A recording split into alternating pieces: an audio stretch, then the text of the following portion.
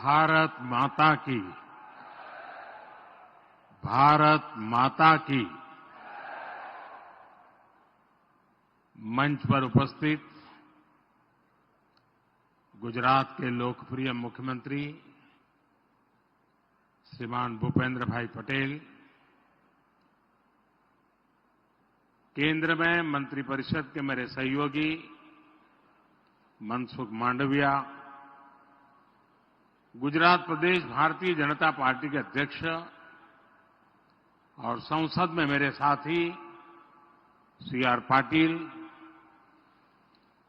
मंच पर विराजमान अन्य सभी वरिष्ठ महानुभाव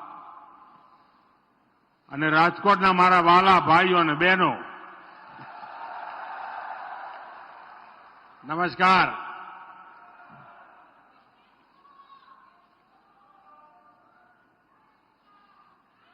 आज के इस कार्यक्रम से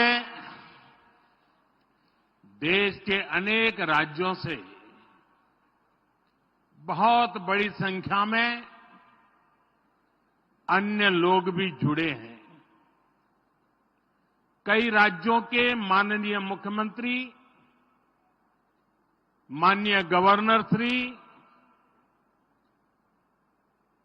विधायकगण, सांसदगण, केंद्र के मंत्रीगण, ये सब इस कार्यक्रम में वीडियो कॉन्फ्रेंस से हमारे साथ जुड़े हैं। मैं उन सभी का भी हृदय से बहुत बहुत अभिनंदन करता हूं।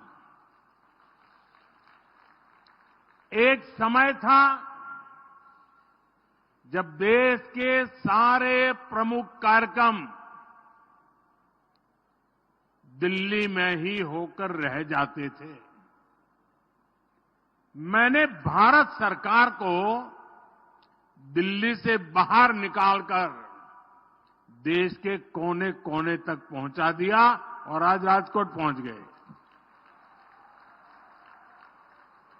आज का ये कार्यक्रम भी इसी बात का गवाह है। आज इस एक कार्यक्रम से देश के अनेकों शहरों में विकास कार्यों का, लोकार्पण का और शिलान्यास होना एक नई परंपरा को आगे बढ़ा रहा है। कुछ दिन पहले ही मैं जम्मू कश्मीर में था। वहां से मैंने IIT Bhilai, IIT Tirupati, triple IT DM Kurnool, IIM बोध गया, आईआईएम जम्मू, आईआईएम विशाखापट्टनम और आईआईएस कानपुर के कैंपस का एक साथ जम्मू से लोकार्पण किया था। और अब आज यहां राजकोट से AIIMS Rajkot, AIIMS Raebareli, AIIMS Mangalagiri, AIIMS Bathinda और एम्स कल्याणी का लोकार्पण हुआ है। 5 एम्स। विकसित होता भारत ऐसे ही तेज गति से काम कर रहा है, काम पूरे कर रहा है। साथियों, आज मैं राजकोट आया हूं तो बहुत कुछ पुराना भी याद आ रहा है।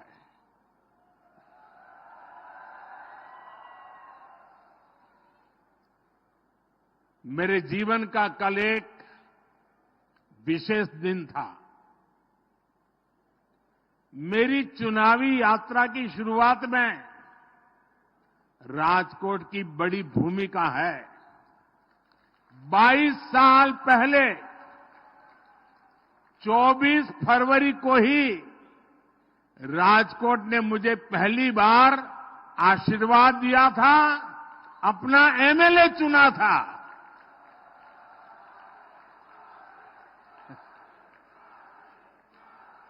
और आज 25 फरवरी के दिन मैंने पहली बार राजकोट के विधायक के तौर पर गांधीनगर विधानसभा में शपथ ली थी।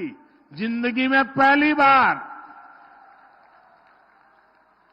आपने तब मुझे अपने प्यार, अपने विश्वास का कर्जदार बना दिया था। लेकिन आज 22 साल बाद मैं राजकोट के एक एक परिजन को गर्व के साथ कह सकता हूं कि मैंने आपके भरोसे पर खरा उतरने की पूरी कोशिश की है।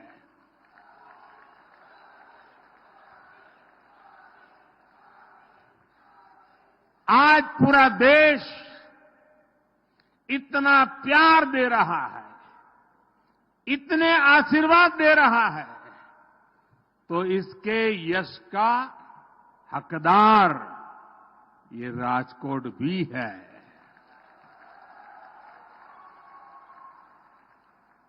आज जब पूरा देश तीसरी बार एनडीए सरकार को आशीर्वाद दे रहा है, आज जब पूरा देश अब की बार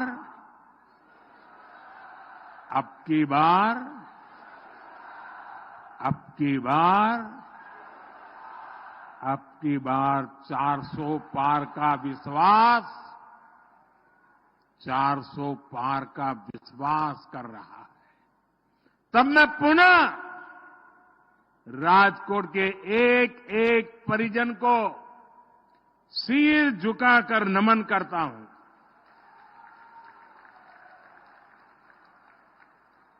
मैं देख रहा हूं पीढ़ियां बदल गई हैं, लेकिन मोदी के लिए स्नेह हर आयु सीमा से परे है।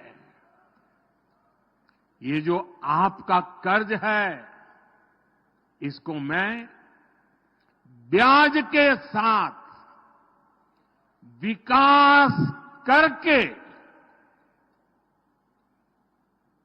चुकाने का प्रयास करता हूं।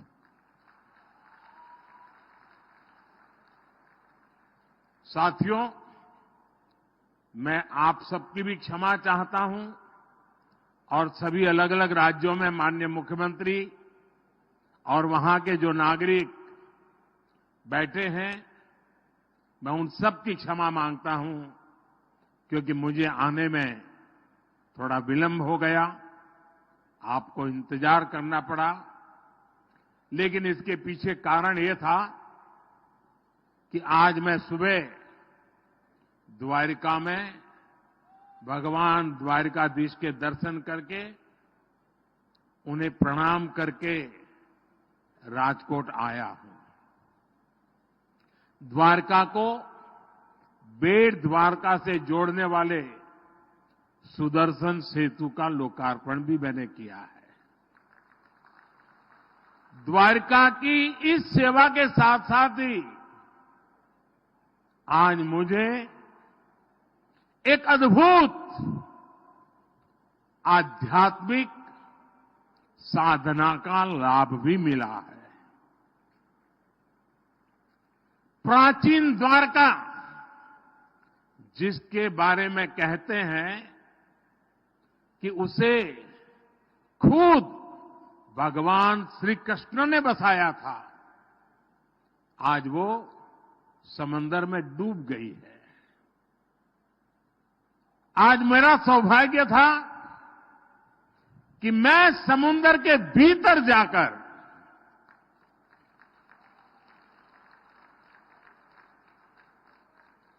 बहुत गहराई में चला गया और भीतर जाकर मुझे उस समुद्र में डूब चुकी श्री कृष्ण वाली द्वारिका, उसके दर्शन करने का और जो अवशेष हैं उसे स्पर्श करके जीवन को धन्य बनाने का, पूजन करने का, वहां कुछ पल प्रभु श्री कृष्ण का स्मरण करने का मुझे सौभाग्य मिला। मेरे मन में लंबे अरसे से ये इच्छा थी कि भगवान कृष्ण की बसाई उस द्वारिका भले पानी के भीतर रही हो, कभी न कभी जाऊंगा, मत्था टेकूंगा। और वो सौभाग्य आज मुझे मिला। प्राचीन ग्रंथों में द्वारका के बारे में पढ़ना, पुरातत्वविदों की खोजों को जानना, ये हमें आश्चर्य से भर देता है। आज समंदर के भीतर जाकर मैंने उसी दृश्य को अपनी आंखों से देखा, उस पवित्र भूमि को स्पर्श किया।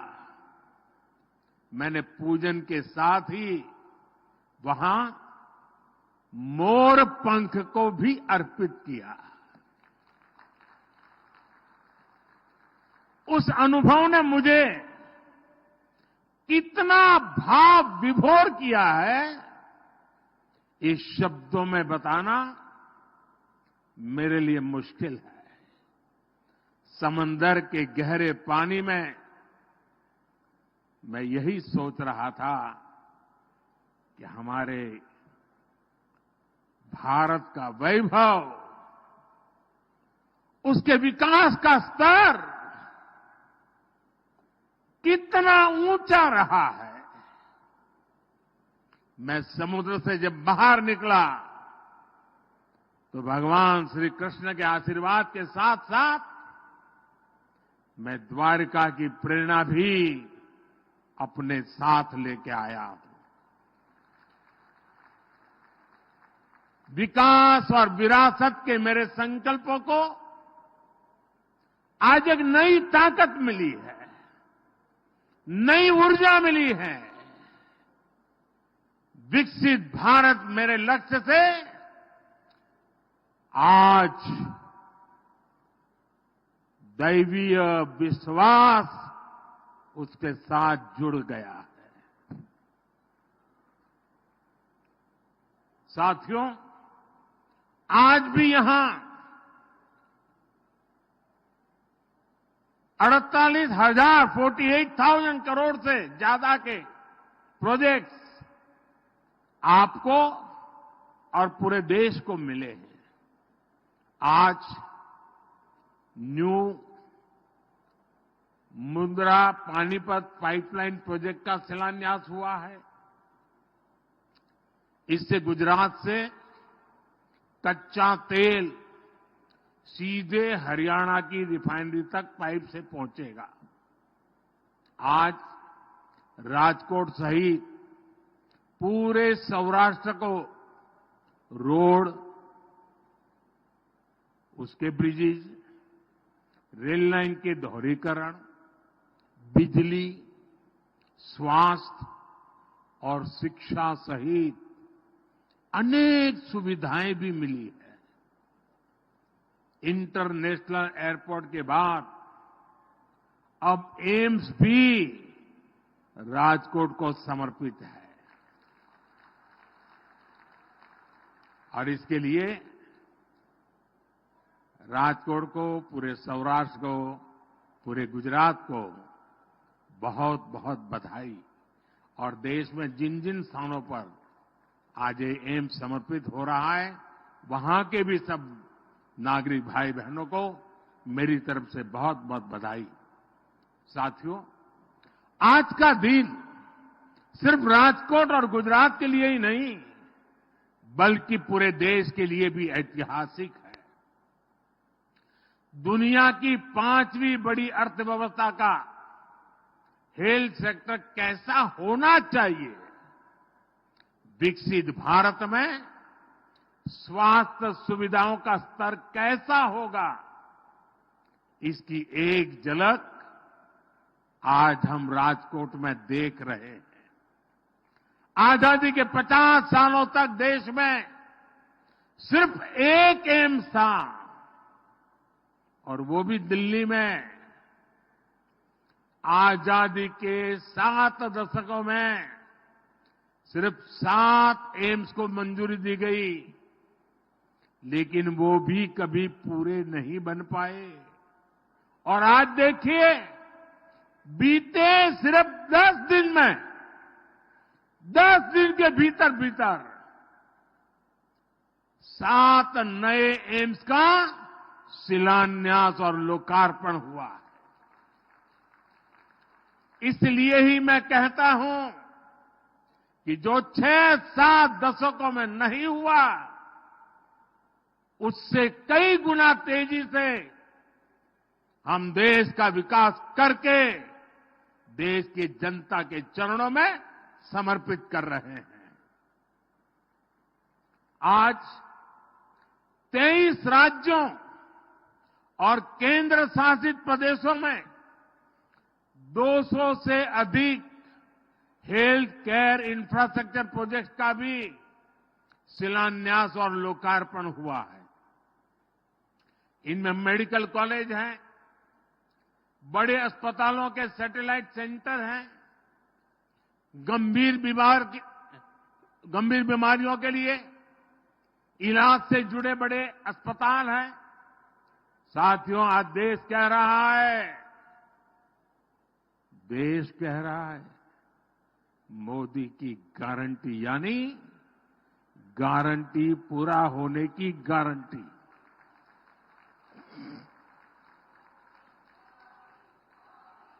मोदी की गारंटी पर यह अटूट भरोसा क्यों है, इसका जवाब भी एम्स में मिलेगा। मैंने राजकोट को गुजरात के पहले एम्स की गारंटी दी थी। 3 साल पहले शिलान्यास किया और आज लोकार्पण किया। आपके सेवक ने गारंटी पूरी की। मैंने पंजाब को अपने एम्स की गारंटी दी थी। बठिंडा एम्स का शिलान्यास भी मैंने किया था और आज लोकार्पण भी मैं ही कर रहा हूं। आपके सेवक ने गारंटी पूरी की। मैंने यूपी के रायबरेली को एम्स की गारंटी दी थी। कांग्रेस के शाही परिवार ने रायबरेली में सिर्फ राजनीति की, काम मोदी ने किया। मैंने रायबरेली एम्स का 5 साल पहले शिलान्यास किया और आज लोकार्पण किया। आपके सेवक ने गारंटी पूरी की। मैंने पश्चिम बंगाल को पहले एम्स की गारंटी दी थी। आज कल्याणी एम्स का लोकार्पण भी हुआ। आपके सेवक ने गारंटी पूरी कर दी। मैंने आंध्र प्रदेश को पहले एम्स की गारंटी दी थी।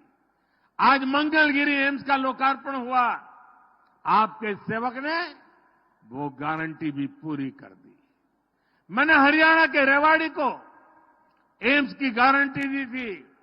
कुछ दिन पहले ही 16 फरवरी को उसकी आधारशिला रखी गई है। यानी आपके सेवक ने ये गारंटी भी पूरी की। बीते 10 वर्षों में हमारी सरकार ने 10 नए एम्स देश के अलग अलग राज्यों में स्वीकृत किए हैं। कभी राज्यों के लोग केंद्र सरकार से एम्स की मांग करते करते थक जाते थे। आज एक के बाद एक देश में एम्स जैसे आधुनिक अस्पताल और मेडिकल कॉलेज खुल रहे हैं। तभी तो देश कहता है तभी तो देश कहता है, जब जहां दूसरों से उम्मीद खत्म हो जाती है, मोदी की गारंटी वहीं से शुरू हो जाती है।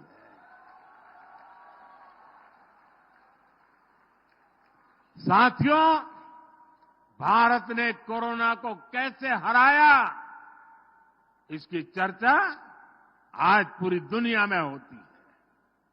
हम ये इसलिए कर पाए क्योंकि बीते 10 वर्षों में भारत का हेल्थ केयर सिस्टम पूरी तरह से बदल गया है। बीते दशक में एम्स, मेडिकल कॉलेज और क्रिटिकल केयर इंफ्रास्ट्रक्चर के नेटवर्क का अभूतपूर्व विस्तार हुआ है। हमने छोटी छोटी बीमारियों के लिए गांव-गांव में 1.5 लाख से ज्यादा आयुष्मान आरोग्य मंदिर बनाए हैं। 1.5 लाख से ज्यादा। 10 साल पहले देश में करीब 380-390 मेडिकल कॉलेज थे। आज 706 मेडिकल कॉलेज है। 10 साल पहले एमबीबीएस की सीटें लगभग 50,000 थी। आज 1 लाख से अधिक है। 10 साल पहले मेडिकल की पोस्ट ग्रेजुएट सीटें करीब 30,000 थी। आज 70,000 से अधिक है। आने वाले कुछ वर्षों में भारत में जितने युवा डॉक्टर बनने जा रहे हैं, उतने आजादी के बाद 70 साल में भी नहीं बने। आज देश में 64,000 करोड़ रुपए का Ayushman Bharat health infrastructure mission चल रहा है। आज भी यहां अनेक मेडिकल कॉलेज, टीबी के इलाज से जुड़े अस्पताल और रिसर्च सेंटर, पीजीआई के satellite centre, critical care blocks, ऐसे अनेक प्रोजेक्ट्स का शिलान्यास और लोकार्पण किया गया है। आज ईएसआईसी के दर्जन अस्पताल भी राज्यों को मिले हैं। साथियों, हमारी सरकार की प्राथमिकता बीमारी से बचाव और बीमारी से लड़ने की क्षमता बढ़ाने की भी है। हमने पोषण पर बल दिया है, योग, आयुष और स्वच्छता पर बल दिया है, ताकि बीमारी से बचाव हो। हमने पारंपरिक भारतीय चिकित्सा पद्धति और आधुनिक चिकित्सा दोनों को बढ़ावा दिया है। आज ही महाराष्ट्र और हरियाणा में योग और नेचुरोपैथी से जुड़े 2 बड़े अस्पताल और रिसर्च सेंटर का भी उद्घाटन हुआ है। यहां गुजरात में ही पारंपरिक चिकित्सा पद्धति से जुड़ा WHO का वैश्विक सेंटर भी बन रहा है। साथियों, हमारी सरकार का ये निरंतर प्रयास है कि गरीब हो या मध्यम वर्ग, उसको बेहतर इलाज भी मिले और उसकी बचत भी हो। आयुष्मान भारत योजना की वजह से गरीबों के 1 लाख करोड़ रुपए खर्च होने से बचे हैं। जन औषधि केंद्रों में 80% डिस्काउंट पर दवा मिलने से गरीबों और मध्यम वर्ग के 30,000 करोड़ रुपए खर्च होने से बचे हैं।